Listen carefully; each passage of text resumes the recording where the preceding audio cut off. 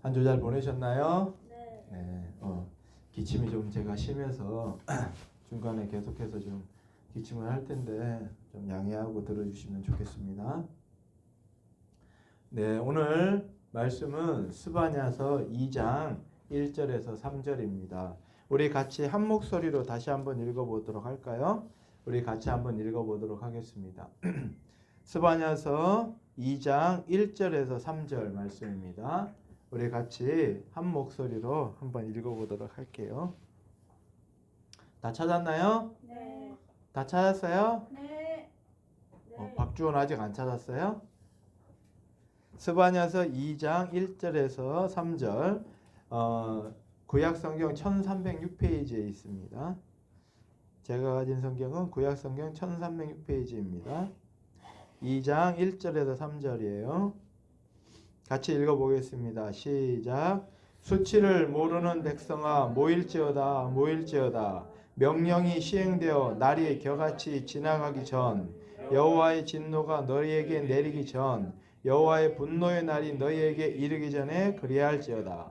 여호와의 규례를 지키는 세상의 모든 겸손한 자들아 너희는 여호와를 찾으며 공의와 겸손을 구하라. 너희가 혹시 여호와의 분노의 날에 숨김을 얻으리라. 아멘. 네, 오늘은 여호와의 분노의 날에 숨겨주시는 하나님에 대해서 말씀을 전하도록 하겠습니다. 네, 한 장 넘겨주시겠습니까? 우리 성도님들은 고난의 날에 위로를 받은 적이 있습니까? 이런 질문인데요. 고난의 날 참 힘들고 어려울 때 어떻게 참 주위에서 위로해 주거나 위로의 말 한마디를 해주면은 그게 참 마음에 참 기쁨이 됩니다. 그렇죠? 그리고 고난 당하고 있을 때 그런 말들이 다시 나를 숨쉬게 하는 그런 말이 되는 것을 우리는 종종 느낍니다. 저도 이제 그런 날이 좀 있었는데요. 예전에 제가 회사를 다닐 때 좀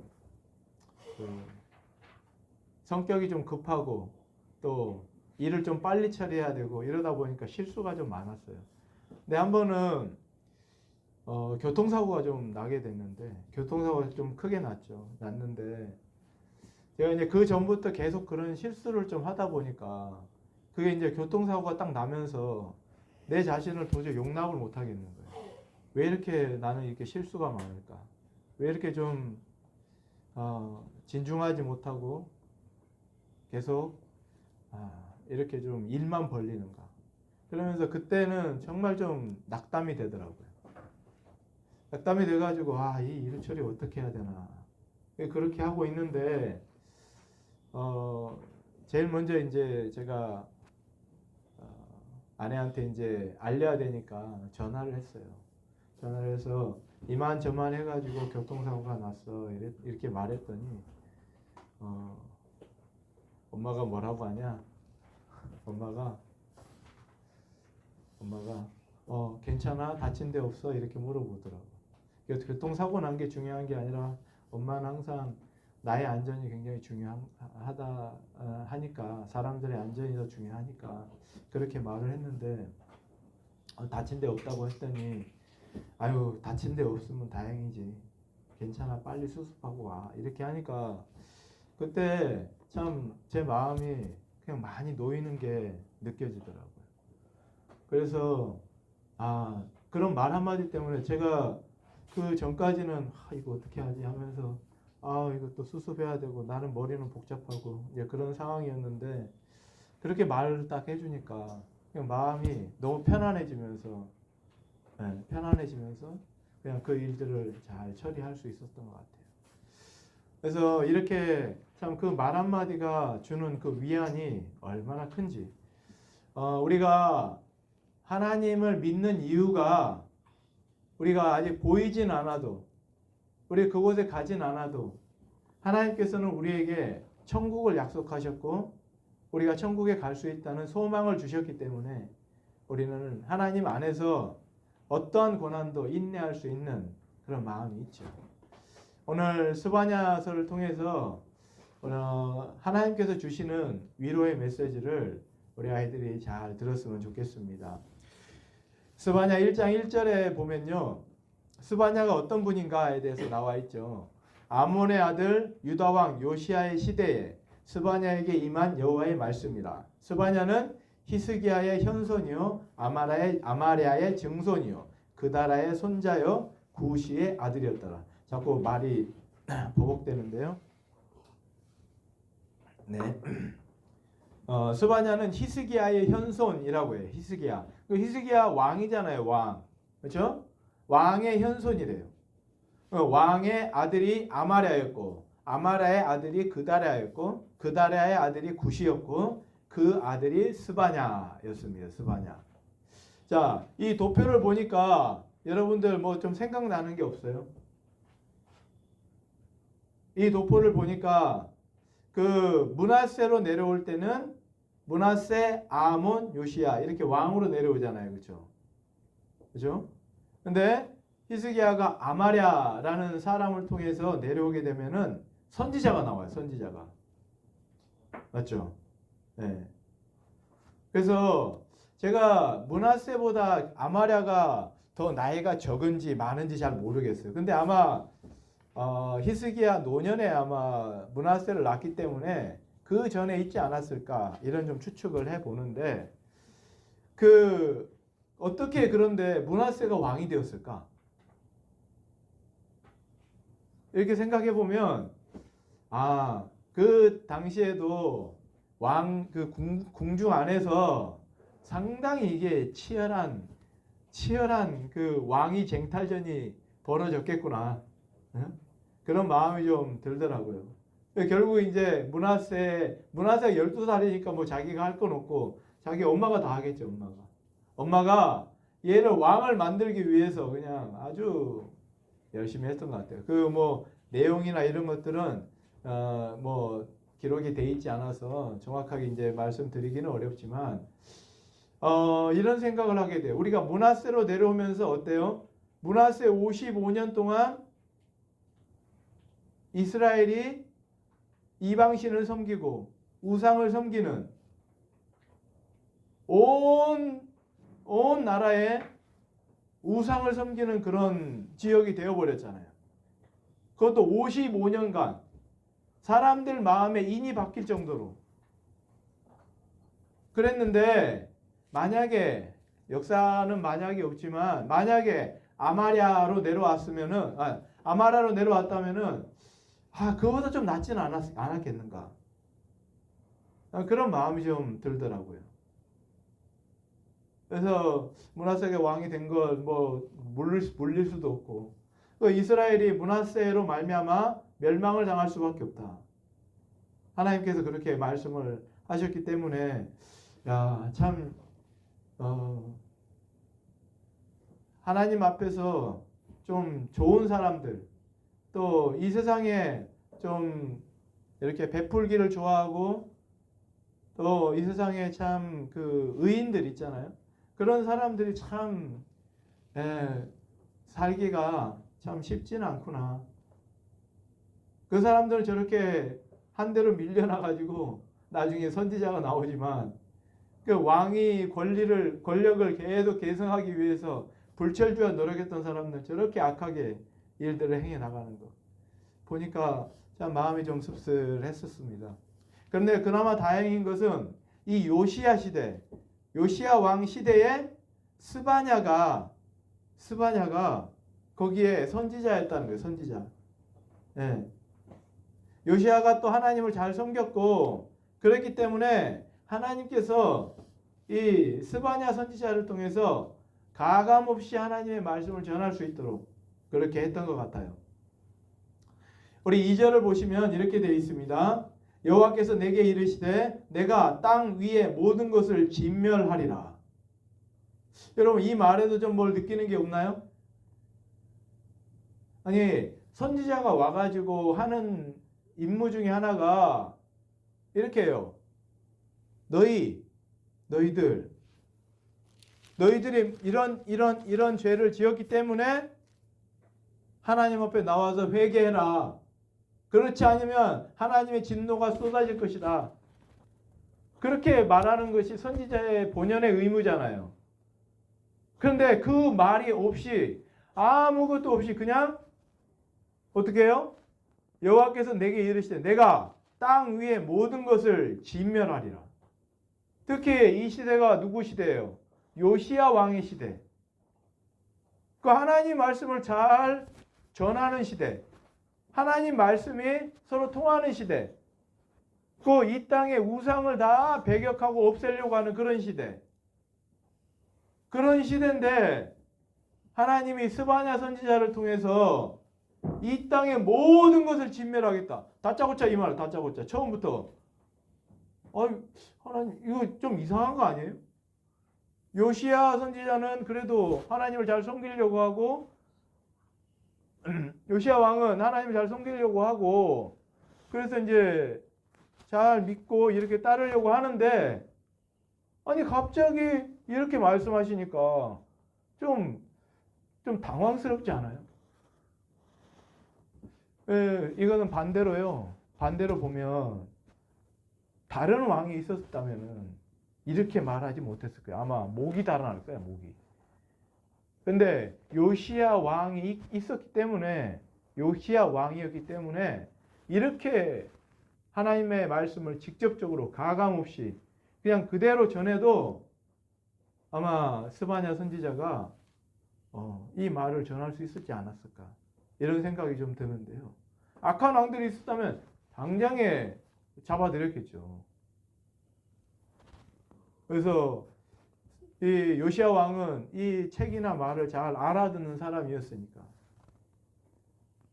근데 정말 너무 황당하게 그래도 좀 잘하고 있는데 왜 우리한테 저런 메시지를 주실까? 사실 오늘날 우리 한국 교회에도 이런 이야기 하게 되면 그 사람을 좋게 보는 사람이 어디 있겠어요? 예를 들어서 어느 교회 가서 예를 들어 이렇게 처음 오신 목사님이 와가지고 막 이렇게 좀 무서운 저런 메시지를 한다. 그럼 기분이 좋겠어요? 굉장히 안 좋겠죠. 네. 그래도 우리 좀 잘 섬기려고 하는데 안 그래요? 잘 섬기려고 하는데 왜 이런 메시지를 주시나? 참 그런 게 하나님 안에서 참 어려운 부분들 중에 하나인 것 같아요. 아무리 잘 믿는다 하더라도 죄를 책망하거나 이런 그 심판의 메시지를 던지게 되면 굉장히 어려워지는 게 오늘날 현실이죠. 근데 사실 이런 메시지가 우리들에게 너무 필요한 게요. 우리가 이 메시지를 듣고 정말 하나님 앞에서 잘 결단하고 살아가야 하는데 사람들이 참 이런 메시지는 아예 그냥 보지 않는다는 거예요. 아마 스바냐서를 설교하는 것 중에 스바냐에 설교하는 가장 많은 설교가 어떤 건지 아세요? 스바냐 3장 17절. 너의 하나님 여호와가 너의 가운데 계시니 그는 구원을 베푸실 전능자시라. 이런 어떤 좋은 메시지 외에는 이 어떤 하나님이 멸절할 것이다. 하나님 완전히 끊어버리실 것이다. 이런 메시지를 전하기가 굉장히 두렵죠. 근데 우리는 하나님의 이런 말씀도 잘 드러나야 돼요. 왜냐하면 하나님의 그 마음을 직접적으로 들을 수 있는 말이거든요. 이 말이. 저기 보면 진멸하리라 되죠. 진멸하리라. 저게 숲이라는 단어거든요. 히브리어의 숲이라는 단어인데 그게 이제 끝났다 이런 뜻이에요. 뭐냐, 이스라엘의 그 날들이 이제 완전히 맞춰질 것이다. 이런 말이에요. 그러니까 이게 하나님의 심판의 메시지에만 이 말이 나올 수가 있는 것이죠. 우리 3절을 좀 봐볼까요? 3절. 내가 사람과 짐승을 진멸하고 공중의 새와 바다의 고기와 거치게 하는 것과 악인들을 아울러 진멸할 것이라. 내가 사람을 땅 위에서 멸절하리라. 나 여호와의 말이니라. 아멘. 자, 보니까 진멸하다가 두 번이 있고 멸절하다가 한 번이 있어요. 진멸하다가 두 번이 있고 멸절하다가 한 번이 있어요. 3절에 보면. 예. 근데 그 진멸하다는 말은 저 수프인데 멸절하다는 말은 또 다른 단어예요. 뭐냐면 카라트라고 해서 이 칼로 있잖아요. 탁 잘라내는 거거든요. 탁 잘라내는데 자, 그 3절에 보면은 사람과 짐승을 진멸하고 그 다음에 공중에서의 바다의 고기가 거치게 하는 것과 악인들을 아울러 진멸할 것이라. 그러니까 공중의 새나 짐승들이나 이런 모든 사물들을 이제 하나님이 끊어버리겠다. 아까 끝내버리겠다. 심판하시겠다. 이런 메시지인데 그 뒤에 보면은 이렇게 나와 있어요. 내가 사람을 땅 위에서 멸절하겠다. 땅 위에서 멸절하겠다.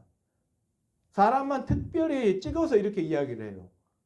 땅 위에서 멸절시키겠다. 그 아까 멸절이라는 단어가 칼로 이렇게 탁 잘라내듯이 완전히 끊어지게 만드는 것. 특별히 그러니까 사람들을 그 지역에서 완전히 끊어버리시겠다. 참 이 무시무시한 선포를 하시는 것이죠. 자, 4절에 보면 내가 유다와 예루살렘의 모든 주민들을 위해 손을 펴서 남아있는 바알을 그곳에서 멸절하며, 예, 바알을 멸절하며, 그 다음에 그마림이란 이름과 및 그 제사장들을 아울러 멸절하며, 이렇게 되어 있어요. 자, 뭘 멸절할 것인가? 그 지금 이스라엘 예루살렘에 있는 그 산당들, 바알의 제단들, 이걸 완전히 심판하겠다 이런 이야기죠. 근데 그마림이 뭐냐? 바알의 제사장의 가장 큰 제사장 이름을 그마림이라. 그마림. 그마림 그리고 그 밑에 제사장들을 완전히 끊어버리겠다. 그러니까 이 이스라엘 백성들이 하나님 앞에서 얼마나 범죄하는지 다른 이방신들을 계속해서 섬기면서 하나님께 구하지 않는 거예요. 그래서 하나님이 더 이상 참으실 수가 없어서 이제는 완전히 끊어버리겠다. 이 선포를 먼저 하고 있어요. 먼저. 이 선포를 먼저 한다는 거예요. 완전히 내가 너희들을 심판하시겠다. 심판하겠다. 5절에 보면요. 또 지붕에서 하늘의 뭇별에게 경배하는 자들과 경배하며 여호와께 맹세하면서 말감을 가리켜 맹세하는 자들과 자, 말감이 뭐냐면 밀곰이에요. 밀곰. 암몬의 신 밀곰. 그들에게 그냥 경배하는 것. 그리고 지붕에서 하늘의 뭇별 위에 경배하는 것. 이런 사람들 하나님께서 완전히 멸절시키겠다.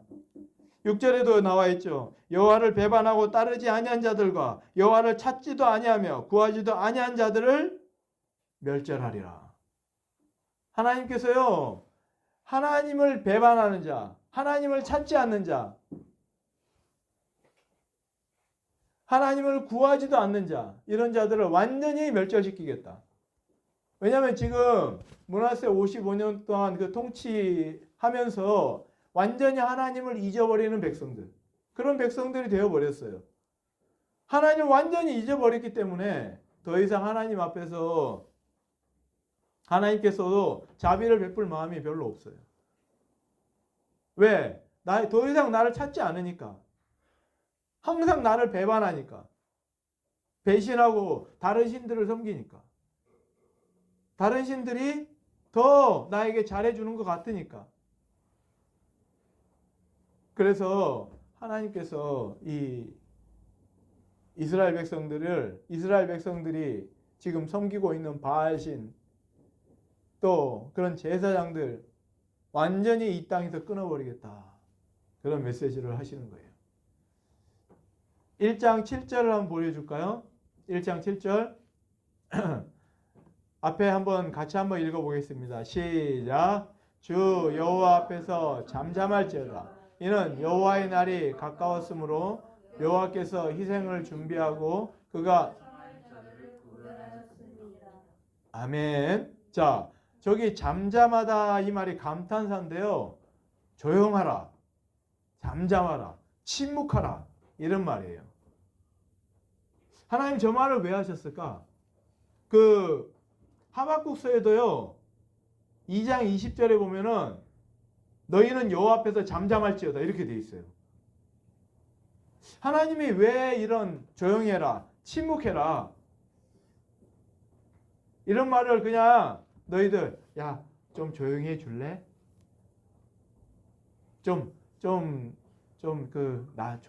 작은 목소리로 이야기해 줄래? 이러는 것 같아요? 아니면은 너희들 조용히 해. 아무 말도 하지 마. 이러고 있는 것 같아요. 두 번째 맞아요? 왜 그럴까? 왜? 왜 그럴까? 지금 이스라엘 백성들이 진짜 악을 행하면서도 하나님을 찾지 않으면서도 얼마나 떠들고 시끄럽게 하고 그러면서도 하나님을 찾지 않아. 우리 찬양은 정말 열심히 하죠. 그렇죠? 열심히. 하나님 뭐 찬양하고 주님만이 왕이십니다. 그때는 뭐 하는 것 같아. 설교 들으면 자고. 맞아요? 전혀 하나님을 구하지 않아. 이 이스라엘 백성들이 그랬단 말이에요. 그러면서 얼마나 떠들고 노래 부르고 죄 짓고 더러운 짓 행하고 그러면서 하나님의 심기를 굉장히 힘들게 하는 거예요. 그러니까 하나님이 제발 조용히 해라. 제발. 너희들 시끄럽게 하지 마라. 여호와의 날이 가까웠으므로 여호와께서 희생을 준비하고 있다. 심판의 날이 다가오고 있기 때문에 내가 희생을 준비하고 있다. 그리고 그가 청할 자들을 구별할 것이다. 8절과 9절에 보면요. 여호와의 희생의 날에 내가 방백들과 왕자들과 이방인의 옷을 입은 자들을 벌할 것이며 그날의 문턱을 뛰어넘어서 포악과 거짓을 자기 주인의 집에 채운 자들을 내가 어떻게 한다고요? 벌하다. 이렇게 하고 있어요. 벌하리라. 왜? 여호와 희생의 날에 그 방백들과 왕자들과 이방인의 옷을 입은 자들을 완전히 벌할 것이다. 저 벌하다는 말이 뭔 줄 아세요? 벌하다는 말이 뭐냐면 그들을 겁탈한다는 거예요. 겁탈한다고. 거기 밑에 보면은 나와 있습니다. 벌할 것이다. 이렇게 돼 있는데요. 아, 죄송합니다. 뒤에 나와 있습니다. 뒤에. 3장 8절에 보면 벌이라는 단어가 겁탈하다 이렇게 되어 있죠. 자, 근데 왜 하나님이 저렇게 하시는지 보면요. 하나님께서는 이 백성들이 자기를 찾기를 원하는데 하나님 자꾸 이방 신전에 갔다가 이 이스라엘 백성들이 경배하고 예배드리는 거야. 왜냐하면 저들이 나를 섬겨야 되는데 왜 저기 가서 하지? 자, 제가 엄마가 저를 사랑하지 않고 계속 다른 남자를 사랑한다. 그럼 아빠 눈에서 뭐가 나갈까? 이 레이저가 나가겠죠. 그렇죠? 그렇죠? 이 질투가 나와요. 질투가. 맞죠? 그렇지 않아요? 내가 사랑하는 사람이 다른 사람을 쳐다보고 있으면 그리고 그것을 또 음란하게 섬겨. 음란하게 섬겨 그냥. 그러니까 너희가 그렇게 행한 대로 하나님께서 갚아주실 것이다. 하나님께서 그렇게 벌할 것이다.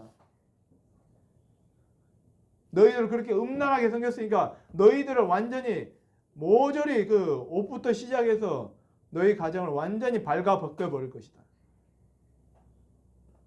그렇게 이야기하고 있는 거죠.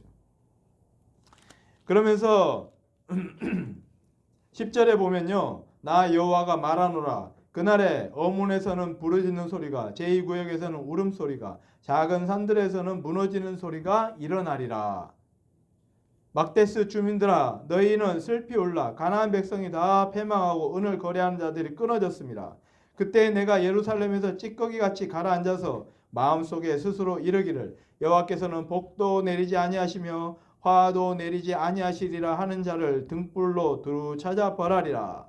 그들의 재물이 노략되며 그들의 집이 황폐할 것이라. 그들의 집을 건축하나 거기에 살지 못하며 포도원을 가꾸나 그 포도주를 마시지 못하리라. 자, 이렇게 하면서 하나님께서 얼마나 크게 이들을 심판하실 것인지, 또 이들의 입에서 뭐라고 이야기하니, 어떤 말을 지절거리냐면은 하나님은 복도 내리지도 않고 화도 내리지도 않아. 걱정하지 마. 이렇게 자기들의 위안을 삼는 그런 족속들이 그 당시에 아주 패역한 족속들, 이스라엘 족속들이었다는 거예요. 그래서 하나님께서는 이런 자들을 내가 벌할 텐데 아주 요란하게, 아주 놀랍게 벌할 것이다. 이렇게 이야기를 하고 있습니다. 14절에 보면요. 여호와의 큰 날이 가깝도다. 가깝고도 빠르도다. 여호와의 날의 소리로다. 용사가 거기서 심히 슬피 우는도다. 그 날은 분노의 날이요 환난과 고통의 날이요 황폐와 패망의 날이요 캄캄하고 어두운 날이요 구름과 흑암의 날이요 나팔을 불어 경고하며 견고한 성읍들을 치며 높은 망대를 치는 날이로다. 내가 사람들에게 고난을 내려 맹인 같이 행하게 하리니 이는 그들이 나 여호와께 범죄하였음이니라. 또 그들의 피는 쏟아져서 티끌같이 되며 그들의 살은 분토같이 될지라. 좀 두렵습니까? 성경을 펴지도 않고 뭐가 두려워요, 박영희? 펴서 보지도 않고 뭐가 그렇게 두려워요? 에? 무슨 말을 했는지 기억이 나요? 하나님께서 여호와의 큰 날, 그 분노의 날이 다가올 텐데 그 분노의 날에 하나님께서 너희들을 완전히 멸절시켜 버리겠다. 완전히 멸절시켜 버리겠다. 그래서 그 날이 황폐와 패망의 날이고 어두운 날이고 두려운 날이다.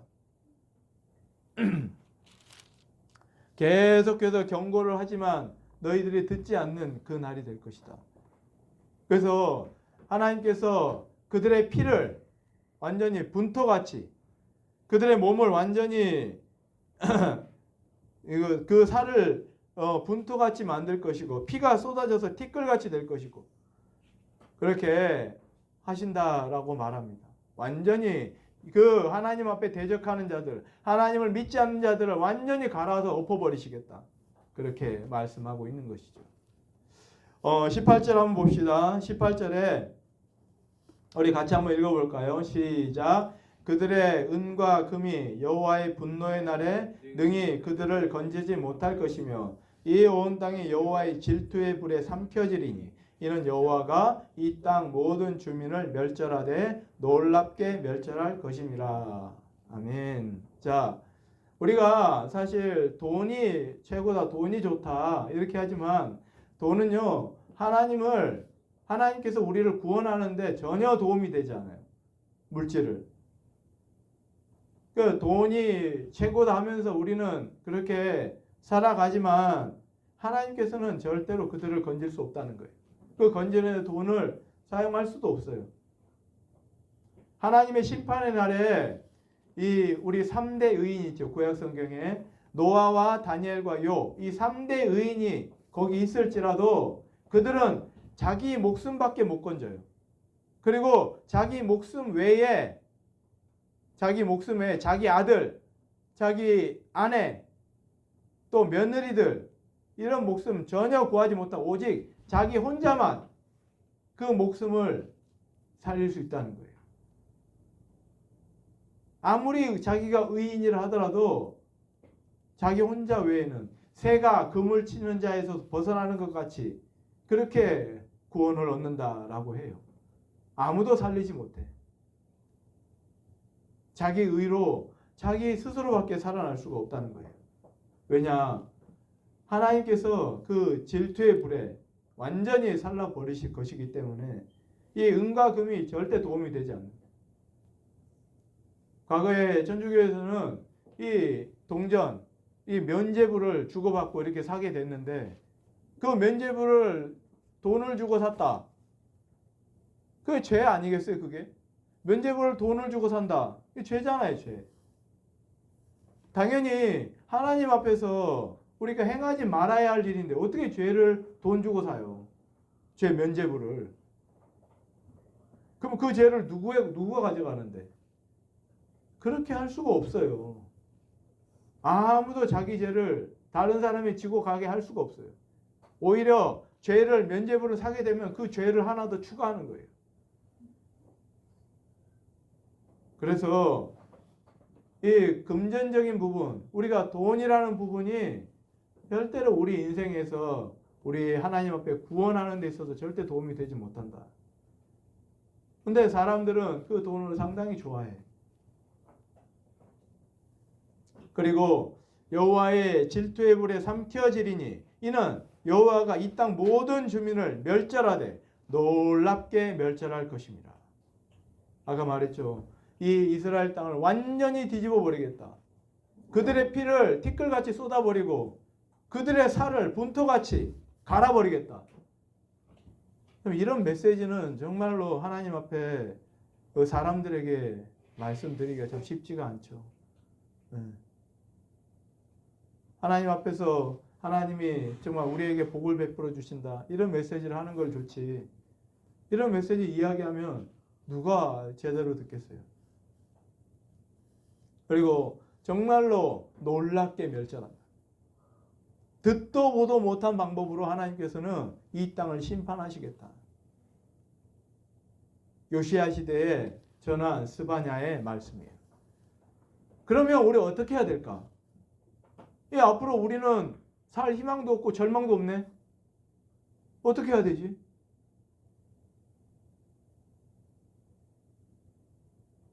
그래서 하나님께서 이 위로의 메시지를 주십니다. 2장 1절에 한번 보겠습니다. 2장 1절.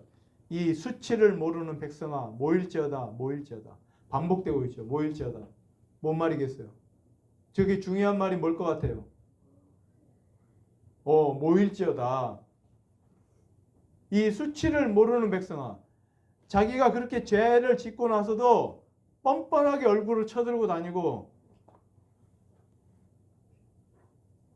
전혀 수치를 느끼지 못하는 그런 백성들아 모여라. 모이라는 거예요. 이게 하나의 방법이 이게. 자, 2절에 보면 명령이 시행되어 날이 겨같이 지나가기 전 하고 저 콤마가 있죠. 뭐 하라고요? 자, 명령이 시행되어 날이 겨같이 지나가기 전에 어떻게 하라고? 모여라, 모여라, 모여라. 여호와의 진노가 너희에게 내리기 전에 어떻게 하라고요? 모여라, 모여라. 여호와의 분노의 날이 너희에게 이르기 전에 그렇게 할지어다. 그렇게 해라. 네. 명령이 시행되기 전에 모여서 하나님 앞에 회개하고 예배드리고 하나님 말씀을 들어라.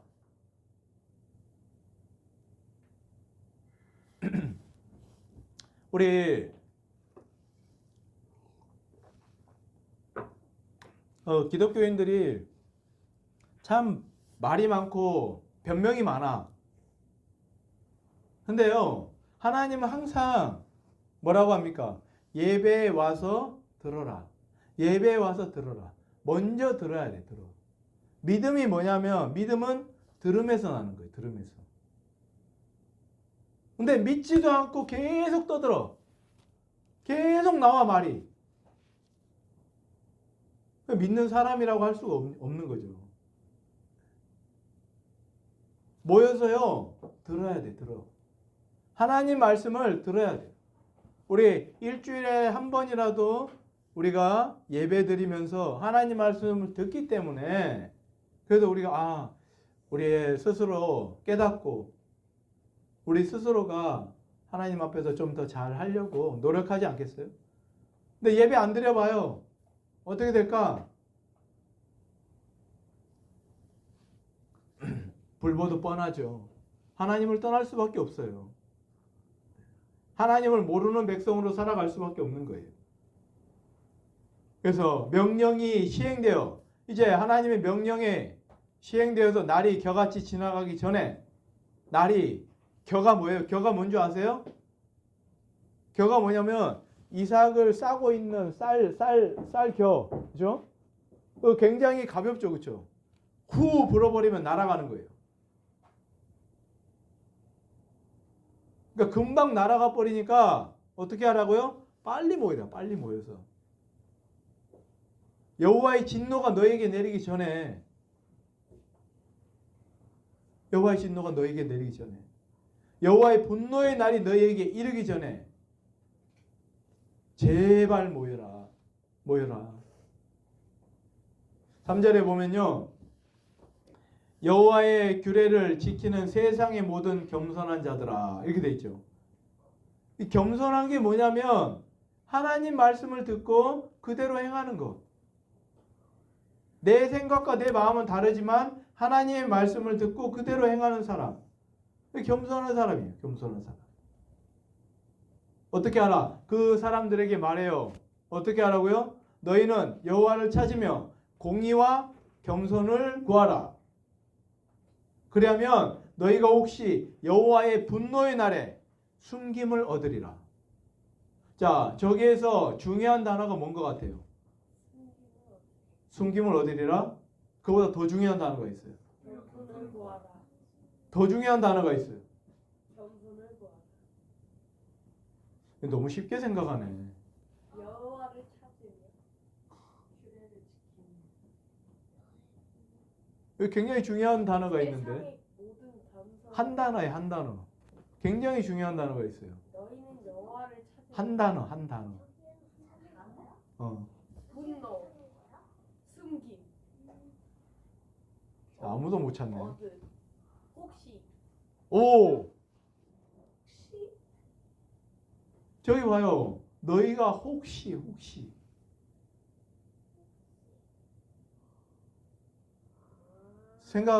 좀 생각이 돼요? 세상의 규례를 지키는 게 하나님의 규례와 법도를 지키는 자들이 겸손한 자들이잖아요. 그렇죠? 그래서 늘 겸손과 공의를 구해야 되는데 그럴 때 그렇게 할 때 겸손과 공의를 구할 때 혹시 너희들을 하나님께서 그 심판의 날에 구원해 주실지 어떻게 아느냐. 이 백성들에게 간절히 호소하는 거예요. 간절히.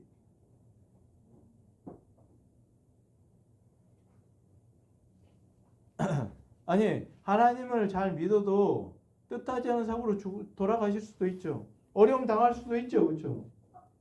그렇죠? 근데 하나님은요. 이 의인들을 지키신다는 거예요. 의인들을. 혹시 여호와의 분노의 날에 하나님께 숨겨주시지 않겠느냐. 혹시 이렇게 들어라. 와서 모여라. 와서 공의와 겸손을 구해라. 그리고 하나님을 제발 찾아라. 우리 따라해 봅시다. 하나님을 찾으며 공의를 구하며 겸손을 구하라. 이 세 가지예요. 하나님을 찾고 공의를 구하고 겸손을 구하라. 우리가 구원받지 못하는 백성들이 가장 안타까운 게 뭐죠? 바로 하나님을 찾지 않는 거예요. 이 세상에 공의와 겸손을 왜 구해요? 구할 필요가 없죠. 교만하고 하나님 앞에서 늘 겸손한 자세가 아니고 아주 교만한 자세. 하나님이 절대로 용서하지 않는다. 그렇게 말씀하고 계시는 거예요. 그래서 여호와의 분노의 날에 혹시 너희들을 숨겨주시지 않겠느냐. 간절히 호소하는 간절히. 이스라엘 백성들에게. 우리 마지막 종말에요. 종말에 7번째 나팔이 불면 어떻게 된다고요? 호련히 순식간에 없어진다. 변화돼가지고, 그죠? 어디로 가냐? 불이 섞인 유리바다 건너편으로 가요. 불이 섞인 유리바다 건너편. 거기서 뭐 하고 있어요? 모세의 노래. 하나님을 찬양하고 있는 거예요. 그게 바로 숨겨주시는 거야. 왜냐하면 그 다음에 내리는 재앙들이 7대접. 이 7재앙의 대접이 이 땅에 쏟아 부어지는데 그때 하나님 앞에 구원받지 못한 백성들이 끔찍한 고통을 당하는 거예요. 그래서 우리는 불이 섞인 유리바다에 건너서 그 전에 고난과 환난을 다 당하고 마지막 나팔에 호련히 불이 섞인 유리바다 건너에 가가지고요. 하나님을 찬양하고 있는 거예요. 그 7대접의 재앙이 뭐냐? 이 성도의 기도들이라는 거예요. 그것을 갖다가 이 땅에 퍼붓는 거예요. 하나님이 재앙으로 말하여 말미암아 그 태양이 3분의 1이 터져버리고 태양 광선이 나와가지고 사람들 다 불살라버리고 지구의 담수 이런 담수나 뭐 이런 물 이게 3분의 1이 다 파괴가 돼버리고 아주 끔찍한 고통의 날이 온다는 거예요. 그래서 그렇게 할 때 그렇게 하기 전에 어떻게 하라고요? 어떻게 하라고? 어떻게 하라고? 모여라. 모여서 제발 좀 들어라. 자, 4절부터 15절까지는 그 이스라엘 외에 이방인들에 대한 하나님의 그 심판의 말이에요. 가사, 아스글론, 아스돗, 에그론, 그렛 족속, 블레셋, 모압, 암몬, 구스, 아수르, 니누에 등 이 하나님을 모욕하고 비방하는 족속들. 아까 하나님 말씀을 굉장히 비웃고 코웃음 치고 그래서 우리 14절에 보면 4절에 보면 이렇게 나와 있죠. 가사는 버림을 당하고 아스글론은 폐허가 되며 아스돗은 대낮에 쫓겨나며 4절 대낮에 쫓겨나며 에그론은 뽑히리라. 8절과 9절 한번 보세요. 내가 모압의 비방과 암몬 자손의 조롱하는 말을 들었나니. 자, 이 모압과 암몬 자손이 겁도 없이 하나님을 조롱해요. 하나님을 조롱해. 제가 전체를 좀 읽어드리면 내가 모압의 비방과 암몬 자손이 조롱하는 말을 들었나니 그들이 내 백성을 비방하고 자기들의 경계에 대하여 교만하였느니라. 이 교만한 거예요. 이들이 얼마나 교만한지. 겸손해야 되는데.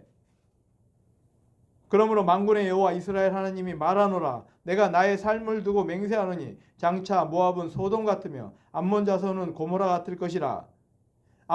소돔과 고모라가 어떻게 됐죠? 뭘로? 하나님께서 비우박을 불덩이를 막 내려 퍼부어가지고 불과 유황에 타는 완전히 초토화시켜 버리잖아요. 찔레가 나며 소금 구덩이가 되어 영원히 황폐하리니 내 백성의 남은 자들이 그들을 노략하며 나의 남은 백성이 그것을 기업으로 얻을 것이라. 그 모압과 암몬 자손이 완전히 패망하는데요. 하나님께서 보내신 자들, 하나님의 백성들이 그것을 기업으로 얻는다라고 말하고 계세요. 이 모압과 암몬 자손이 얼마나 교만한지요. 하나님 조롱하고 하나님 앞에서 그 아까 암몬의 그 밀곰, 그 우상을 가증히 섬기고 그렇게 하는 족속들이었어요. 모압과 암몬이 누구의 후손인 줄 아세요? 모압과 암몬 몰라요? 진짜예요? 노아. 자, 창세기에 아브라함과 조카 롯의 딸들이 결혼을 했잖아. 아니 결혼한 게 아니라 아버지의 자녀들을 낳았잖아요. 모압과 암몬. 그 롯의 자녀들. 헐.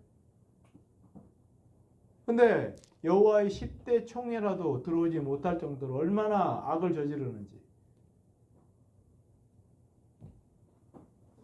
참 우리 아이들 잘 명심해야 돼. 우리 아이들은 그래도 열심히 교회 다니고 해가지고 또 아버지가 그래도 너네들 읽기 싫어하는 성경도 읽고 그렇게 해서 신앙을 어느 정도 유지할 수 있다고 봐요. 그럼 너희 아이들은 너희 자녀들이 대대손손 정말 하나님의 말씀과 명령을 지켜갈 것인가? 아니면 이 세상에 허탄한 데 빠져가지고 전혀 돌아오지 못하는 백성이 될 것인가? 선택은 우리 아이들에게 달려있겠죠. 12절과 13절에 보면요. 구스 사람들과 또 니느웨, 아수르와 니느웨를 이렇게 말씀하는데요. 이들이 얼마나 또 악을 행하냐. 이들이요. 이 아수르 백성들이 강하기 때문에 이 온 나라를 집어삼켰어. 그러면서 이스라엘 남유다 히스기야 당시 있었을 때 히스기야한테 와가지고 뭐라고 해요? 야 너희 하나님이 지켜주신다고 그런 뭐 이상한 말 하지 마라. 우리가 나라 다 삼킨 거 보지 않았냐? 너희 하나님이 너 못 지켜줘. 야 너희들 내가 말 2,000필 줄 테니까 말 탈 사람 있으면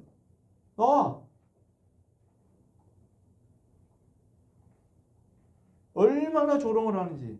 그래서 그 유다 신하들이 제발 아람 방언으로만 하고 히브리 방언으로는 말하지 말라고 이렇게 백성들에게 알아듣지 못하게. 야 백성들도 들어야지 하면서 히브리 방언으로 하는 거야. 이렇게 교만한 족속이 바로 아수르. 자기가 힘이 있기 때문에 자기 힘을 자기 신으로 삼는 자들. 그렇게 교만하고 악한 자들.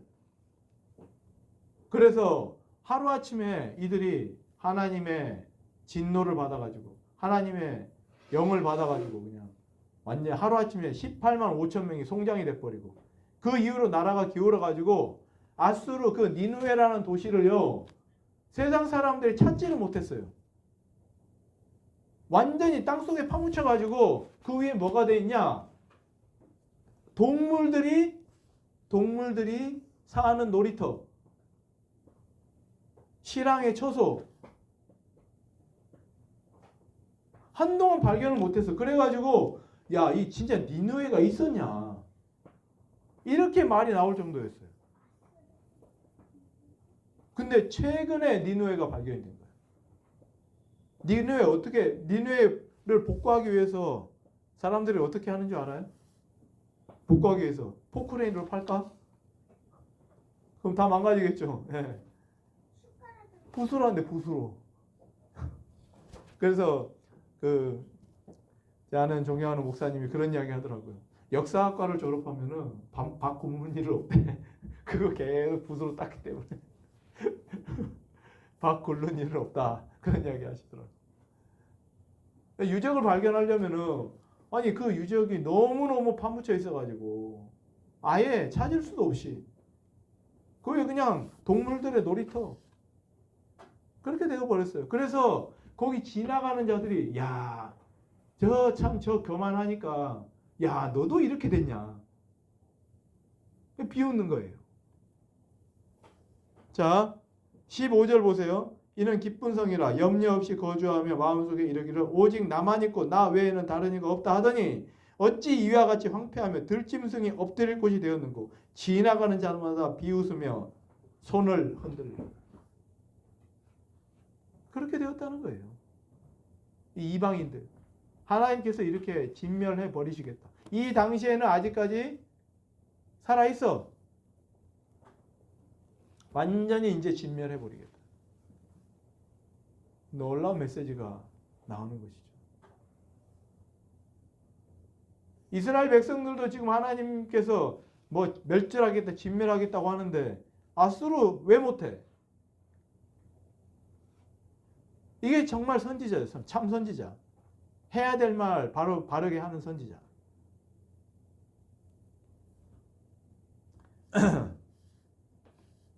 3장에 보면요. 이제 하나님께서 그래도 그나마 좀 위로의 메시지를 해 주시는데 이 패역하고 더러운 것, 악한 자들은 하나님께서 그 악한 대로 하나님께서 심판하실 것이지만 하나님께서 또 이스라엘 백성들에게 위로하신다. 이런 메시지를 합니다. 3장 7절에 보면요. 이렇게 이야기하고 있어요. 내가 이르기를 너는 오직 나를 경외하고 교훈을 받으라. 그리하면 내가 형벌을 내리기로 정하기는 하였지만 형벌 내리기로 정하기는 했대요. 그렇지만 너의 거처가 끊어지지 아니하리라 하였으나 어떻게 했다고요? 그들이 부지런히 그들의 모든 행위를 더럽게 하였느니라. 부지런히 보면 밑에 관주가 나와 있죠. 뭐 어떻게 해요? 일찍이 일어나가지고 하루 종일 악을 행하는, 하루 종일 일찍 일어나서 부지런히 악을 행하는 거야.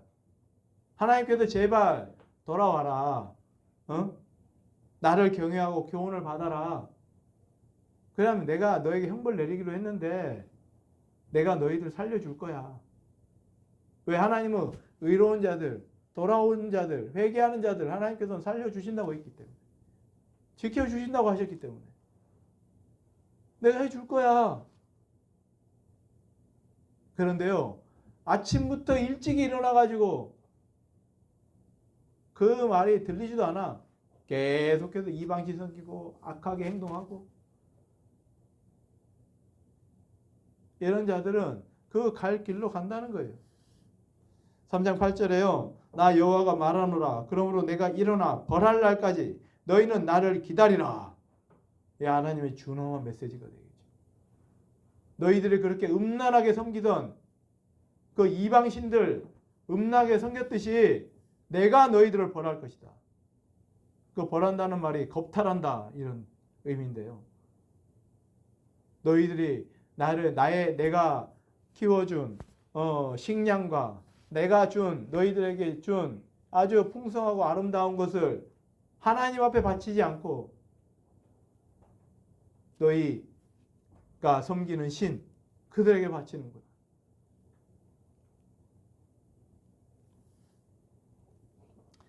나 여호와가 말하노라. 그러므로 내가 일어나 벌할 날까지 너희는 나를 기다리라. 기다리라는 거예요. 내가 뜻을 정하고 나의 분노와 모든 진노를 쏟으려고 여러 나라를 소집하여 왕국들을 모으리라. 온 땅이 나의 질투의 불에 소멸되리라.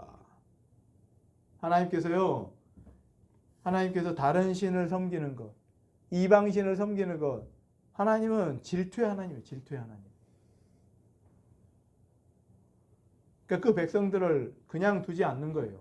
하나님은 보복하시는 하나님, 질투의 하나님. 우리 사람은 그러죠. 하나님 그러면 안 됩니다. 하나님 그러지 마십시오. 아니에요. 하나님은요 그런 분이시라는 거예요. 원수 갚는 것은 나에게 맡기라는 거예요. 나에게 맡겨라. 원수 갚는 것. 하나님은 질투하시고 보복하시는 하나님. 그래서 이 온 땅을 나의 질투의 불에 소멸시켜 버리겠다. 하나님의 결의가 담겨 있죠. 하나님 마음을 좀 알겠어요? 어떤 마음인지? 이해가 돼요? 이해가 됩니까? 예, 우리 3장 14절부터는요. 14절부터 이제 그 어떤 구원의 메시지가 나오는데요. 시온에 따라 노래할지어다. 이스라엘아 기쁘게 부를지어다. 예루살렘에 따라 전심으로 기뻐하며 즐거워할지어다. 내가 여호와가 내 형벌을 제거하였고 내 원수를 쫓아냈으며 이스라엘 왕 여호와가 내 가운데 계시니 내가 다시는 화를 당할까 두려워하지 아니할 것이라. 그날에 사람이 예루살렘에 이르기를 두려워하지 말라. 시온아 내 손을 늘어뜨리지 말라.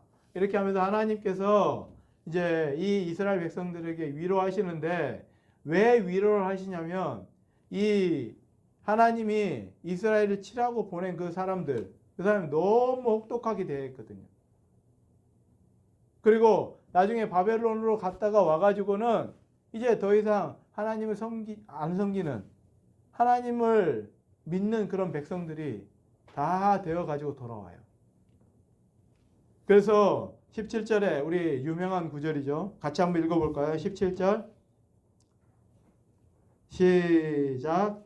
너의 하나님 여호와가 너의 가운데 계시니 그는 구원을 베푸실 전능자이시라.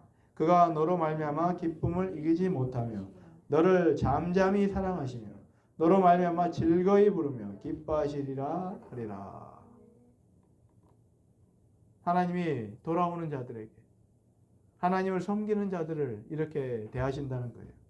그런데요, 이거보다 더 중요한 말이 바로 18절, 19절, 20절이 되는 것이죠. 자, 18절에 보면 내가 절기로 말미암아 금심하는 자들을 모으리니 그들은 내게 속한 자라. 그들에게 지어진 짐이 치욕이 되었느니라. 예. 하나님의 절기를 굉장히 곤비하고 참 어렵게 해요. 어렵다고 해요. 내가 그 짐들이 내가 치욕이 되게 해주겠다. 19절에 보면요. 그때 내가 너를 괴롭게 하는 자를 다 벌하고 저는 자를 구원하며 쫓겨난 자를 모으며 온 세상에서 수욕받는 자에게 칭찬과 명성을 얻게 하리라. 3장 19절 그때 내가 너를 괴롭게 하는 자들을 다 벌하고 저는 자를 구원하며 쫓겨난 자를 모으며 온 세상에서 수욕받는 자에게 칭찬과 명성을 얻게 할 것이다. 하나님께서 이 세상에 이제 하나님을 믿고 돌아오는 그런 자들에게 하나님께서 모을 것이고 그리고 그들이 칭찬과 명성을 듣게 할 것이다. 20절에 보면요. 내가 그때 너희를 이끌고 그때 너희를 모을지라 내가 너희 목전에서 너희의 사로잡힘을 돌이킬 때에 너희에게 천하 만민 가운데서 명성과 칭찬을 얻게 하리라. 여호와의 말이니라. 이렇게 하면서 이 스바냐의 말이 끝나게 되는 것이죠. 하나님께서는 반드시 그 믿는 자들, 의로운 자들을 반드시 구원해 주신다. 라는 사실을 잊지 마시기 바랍니다. 자, 우리 마지막 같이 한번 해봅시다. 시작. 여호와의 분노의 날에 숨겨주시는 하나님. 어떻게 숨겨주신다고요? 모임은 어떻게? 혹시. 우리가 어떻게 할 때? 모일 때. 네. 하나님의 명령이 시행되기 전에 모일 때. 모여라. 예배 드려라. 그래서 지금 이 순간이 가장 복된 순간이라는 거예요. 그래서 우리 아이들 주일에 한 번씩 나와서 모여서 예배하는 것 소홀하게 하지 마시고 하나님 앞에서 하나님 지금 여기 와 계시잖아요. 하나님 여기 와 계셔요. 천사들이 와서 같이 예배 드리고 있단 말이에요. 우리 눈에 보이지 않을 뿐이지 하나님 우리 눈을 열어서 보게 해 주옵소서. 그 천사들 앞에서요. 하나님께서는 우리에게 정말로 그 은혜와 사랑을 베푸신다는 거예요. 하나님의 심정은 정말 이 세상을 멸하고 싶은 심정. 이 세상 계속해서 악을 행하는 삶을 살아가니까. 그럼에도 불구하고 하나님은 의인들을 구원해 주시는 거예요. 의인의 삶을 회복시켜 주시는 거예요. 하나님께서는 우리를 숨겨주시는 겁니다. 여호와의 분노의 날에 숨겨주시는 하나님. 이 하나님과 또 한 주간 동행할 수 있기를 바라요. 이번 주는 설 명절 주간입니다. 우리 설 명절을 보내면서 가족 친지들과 즐거운 시간 보내시고 그들에게 하나님의 마음을 잘 전할 수 있는 그런 시간이 되었으면 좋겠습니다. 한 주 잘 보내시고 또 하나님의 은혜가 충만하시기를 주님의 이름으로 축원합니다.